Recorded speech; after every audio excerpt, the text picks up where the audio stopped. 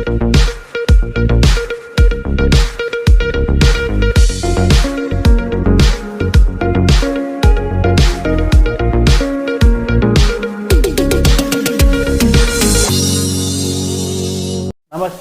KVC news స్వాగతం. ప్రతిక్షణం సామాన్యుడి పక్షం. నేను మీ చలపతి. నేటి వార్త.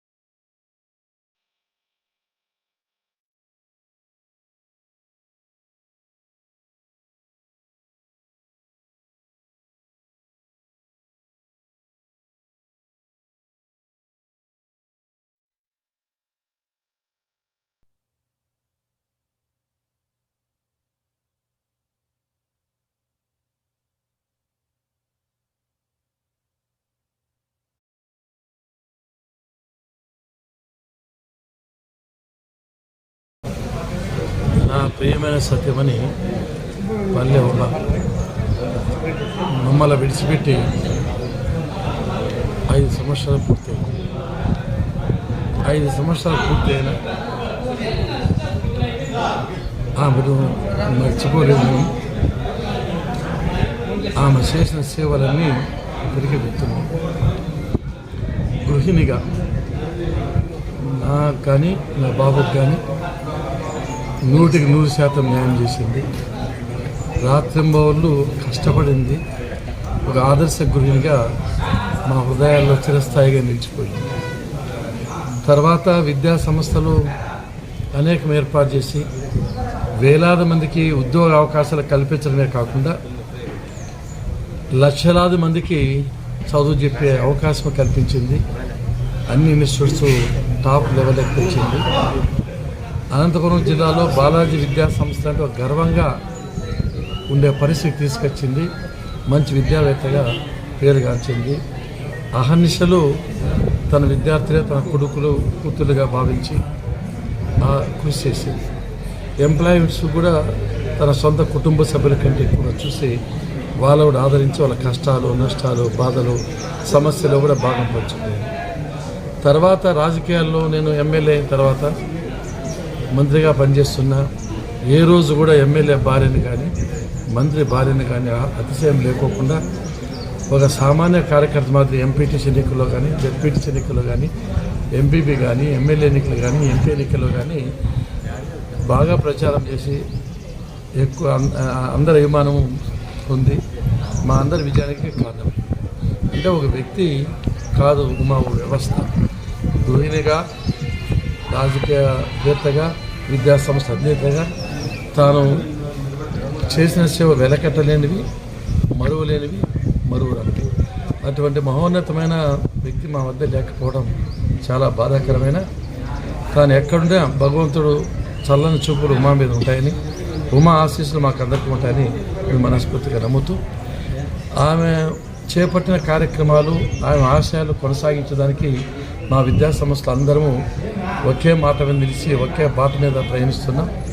తాను ఎప్పుడు అనుకునేది పేదవాళ్ళకి సాయం చేయాలని. అందుకే మా అనాథాశ్రమాలకు కానీ అనాథ పిల్లలకు కానీ ముందు సాయం చేసి వస్తున్నాం.